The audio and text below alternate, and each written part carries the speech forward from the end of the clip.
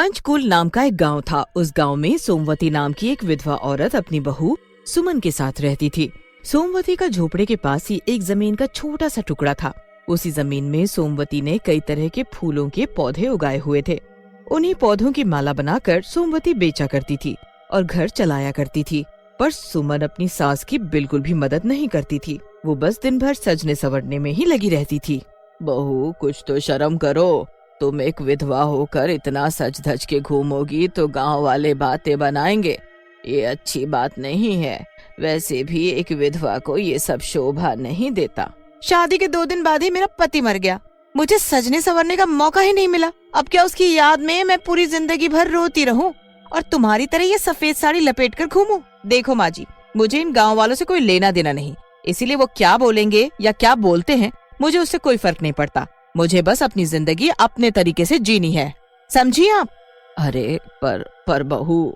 तभी सुमन सोमवती की बात काट देती है। अच्छा, ये बहू छोड़ो और मुझे कुछ पैसे दो। मुझे बाजार से कुछ जरूरी सामान लाना है। मैं इतनी मेहनत से 4 पैसे जोड़ती हूँ ताकि हम दोनों का पेट भर सके, और उसमें से तुम रोज आधे पैसे मुझसे मांग ले जाती हो फालतू का खर्च करने के लिए। तो और किससे मांगू पैसे? मेरा पति तो अब रहा नहीं। अगर वो जिंदा होता तो उससे मांगती ना पैसे।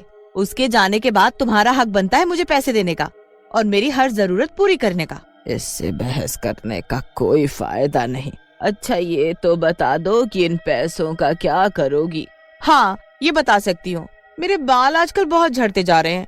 वो पायल है ना, उसने बताया कि एक तांत्रिक बाबा है, उसके पास हर बीमारी का इलाज होता है। बस उसी के पास जाना है, वो कुछ तो देगा मुझे बालों में लगाने के लिए। उसी तांत्रिक बाबा को देने के लिए पैसे चाहिए थे मुझे। बहू, एक बात बोलूं, ये जो तांत्रिक बाबा होते हैं ना, इनसे दूर ही रहना ठीक रहता है। वो कभी किसी के साथ अच्छा नहीं करते। माँ जी, आप फिर से शुरू हो गई अपना ये ज्ञान देने। मैं चली, बोलती रहो तुम। सुमन अपनी सास की एक नहीं सुनती और तांत्रिक बाबा के पास चली जाती है। तांत्रिक बाबा सुमन को एक शीशी में तेल देता है और उसे रोज रात को बालों में लगाने को बोलता है। सुमन बिल्कुल वैसा ही करती है। पर एक दिन सुबह सुबह जब सुमन अपने आप को शीशे में देखती है तो वो हैरान रह जाती है, क्योंकि उसके सिर पर 2 सींग निकल आए थे। हे भगवान, ये तो मेरे सिर पर सींग कैसे निकल आए? ये तो बहुत मजबूत है, उखाड़ने पर भी नहीं निकल रहे। अब मैं क्या करूं? ये कैसे हो गया? कुछ समझ नहीं आ रहा मुझे तो। ऐसा करती हूँ, मैं अभी तांत्रिक बाबा के पास जाती हूँ, शायद वो ही इसे ठीक कर पाए। छुपते छुपाते सुमन तांत्रिक बाबा के पास पहुँचती है।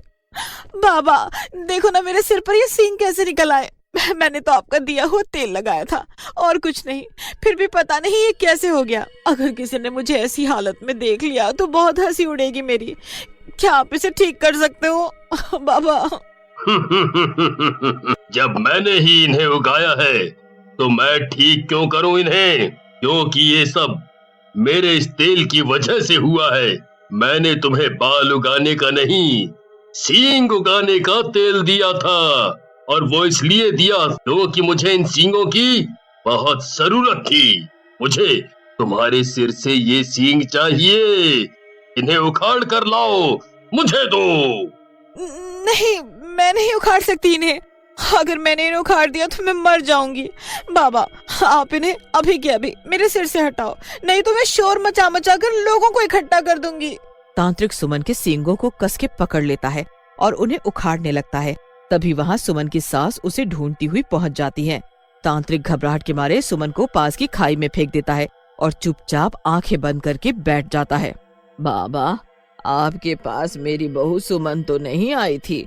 मैं सुबह से उसे ढूंढ रही हूँ पर पता नहीं कहाँ चली गई वो। आपके पास वो अक्सर आती रहती है, इसीलिए आपसे पूछने चली आई।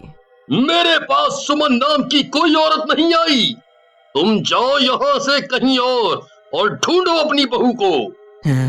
नहीं आई? फिर कहाँ चली गई? ये बहू बिना कुछ बता कर भी नहीं जाती कभी। मेरे तो पैर ही टूट गए उसे ढूंढते ढूंढते। सोमवती फिर अपने घर वापस चली जाती है। वहाँ खाई में गिरने से सुमन की मृत्यु हो जाती है और वो मरने के बाद एक चुड़ैल बन जाती है। मैं मर गई। मुझे तो यकीन ही नहीं हो रहा कि मैं मर गई।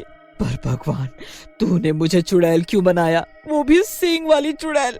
पहले मैं कितनी सुंदर थी, पर उस तांत्रिक की वजह से मेरा ये हाल हुआ। उससे मैं नहीं छोड़ने वाली। चुड़ैल तांत्रिक के पास जाती है, पर उसे वहाँ तांत्रिक नहीं मिलता। वो तो कब का वहाँ से जा चुका था। उसके बाद चुड़ैल अपने घर की ओर जाती है। तभी गांव के दो आदमी उसे देखकर हंसने लगते हैं। मानस, वो देखो, कौन बेला है वो? सिर पर बैल जैसे बड़े बड़े सींग, सूरत बस थोड़ी बैल जैसी नहीं दिखती है, बाकी सब बैल जैसा ही है। तुम सही बोला थो, ये तो कुछ अजीब बैल दिखत है, बस 4 पैर और 1 पूंछ नहीं दिखती है। चुड़ैल तुरंत उनकी बातें सब सुन लेती है। मैं इन्हें बैल जैसी दिख रही हूँ, मेरा मजाक उड़ाते हो तुम दोनों। लो अभी बताती हूँ कि मैं कौन हूँ। चुड़ैल उन दोनों को भागने नहीं देती और अपनी सींगों से पटक पटक कर खूब मारती है दोनों को। अभी तो सिर्फ घायल ही किया है, अगर एक भी गलत शब्द मेरे बारे में और बोला तो यही सींग तुम्हारे पेट में घोंप दूंगी। अगर गलती से तुम्हें दोबारा दिखाई भी दे जाऊं तो मेरी तारीफ करना, मुझे खूबसूरत बोलना। अगर नहीं बोला तो पता है ना फिर मैं क्या करूंगी। चुड़ैल ने पूरे गांव भर में उस तांत्रिक को ढूंढा, पर वो उसे कहीं नहीं मिला। कई दिन बीत गए, चुड़ैल अब तक अपने घर नहीं आई थी। कई दिन हो गए हैं घर नहीं गई हूँ मैं, मुझे अब घर जाना होगा। घर पहुँचते ही कौन हो तुम? बड़ी जल्दी भूल गई मुझे, मैं तुम्हारी बहू सुमन हूँ। तुम मेरी बहू नहीं हो सकती, तुम तो कोई चुड़ैल हो। मैं अभी बुला कर लाती हूँ किसी ओझा को, वो ही तुम्हें भगाएगा यहाँ से। तभी चुड़ैल को गुस्सा आ जाता है और वो सोमवती को अपने सींग मारकर नीचे गिरा देती है। मैंने बोला ना कि मैं तुम्हारी बहू हूँ। सही कहा, तुम्हारी हरकतें ही बता रही है कि तुम मेरी ही बहू हो, पर तुम्हारा ये हाल और तुम्हारे सर पर ये सींग। मैं अभी ये सब नहीं बता सकती, अभी मुझे बहुत भूख लगी है, मेरे लिए कुछ खाने को लाओ। कई दिनों से काम पर नहीं गई, 1 पैसे का काम नहीं हुआ है, ऊपर से मेरे सभी फूल के पौधे सूख गए, उसके बाद कहाँ से लाऊं खाने को? अरे मैं खुद ही भूखी हूँ कई दिन से बहू। बस फिर क्या था, इतना सुनने पर ही चुड़ैल अपने सींगों से सोमवती को मारने लगती है, उसे खूनम खून कर देती है। अरे मत करो तुम ऐसा, मुझे क्यों मार रही हो? मुझ बूढ़ी को मारते हुए तुम्हें शर्म नहीं आती क्या? नहीं आती शर्म, जा अब कहीं और से मेरे लिए खाना ला। सोमवती पड़ोस से थोड़ा दाल चावल मांग लाती है, उसे खाते ही चुड़ैल को आराम आता है और चुड़ैल आराम से सो जाती है। पर अचानक आँख खुलते ही चुड़ैल सोमवती को अपने पास बुलाती है। मेरे पैरों में बहुत दर्द है, नींद में नहीं आ रही दर्द के मारे, इसीलिए तुम मेरे पैर दबा दो।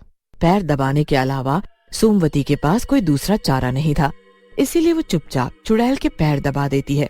चुड़ैल को अब जरा भी दुख नहीं था कि वो मर चुकी है और चुड़ैल बन गई है, इसीलिए वो खुल्लम खुल्ला गांव में घूमने लगी और लोगों को डराने के साथ साथ उन पर अपनी ताकत आजमाने लगी। अरे ओ चुड़ैल, सुधर जा, नहीं तो तेरे लिए अच्छा नहीं होगा। नहीं तो क्या, मैंने तुम्हारे पेड़ से कुछ आम तोड़कर खा लिए तो तुम नाराज ही हो गई। कुछ नहीं, सारे खा गई, तुझे तो इस गांव से भगा नहीं होगा। तभी पूरा गांव सोमवती के पास पहुंच जाता है चुड़ैल की शिकायत करने। अरे मैंने अपने मरते हुए बेटे से वादा किया था कि मैं उसकी पत्नी का ख्याल रखूंगी, उसे किसी भी चीज की दिक्कत नहीं होने दूंगी, पर अब बहुत हुआ। एक वादे के लिए मैं पूरे गांव को दुखी नहीं देख सकती, इसीलिए मुझे ही कुछ करना होगा। मैं भी बहुत दुखी हो चुकी हूँ अपनी बहू से। अगली सुबह सोमवती चुड़ैल को अपने पास बुलाती है और उससे खेत में खजाने के होने की बात बोलती है।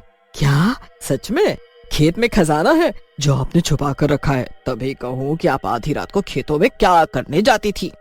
चुड़ैल बहुत खुश हो जाती है, वो फौरन दौड़कर खेत को खोदने लगती है। खोदते खोदते खेत में 20 फीट गहरा गड्ढा हो जाता है और चुड़ैल उसी में फंस जाती है। हाय हाय, खोदते खोदते मेरे सींग बहुत दर्द करने लगे हैं, पर खजाना फिर भी नहीं दिखा। अरे कहाँ पर गड़ा था? तुमसे मैं बोलती रही कि तांत्रिक के पास मत जाओ, नहीं तो कुछ बुरा होगा। तुमने मेरी एक नहीं सुनी और उसने तुम्हें खाई में गिराकर मार डाला।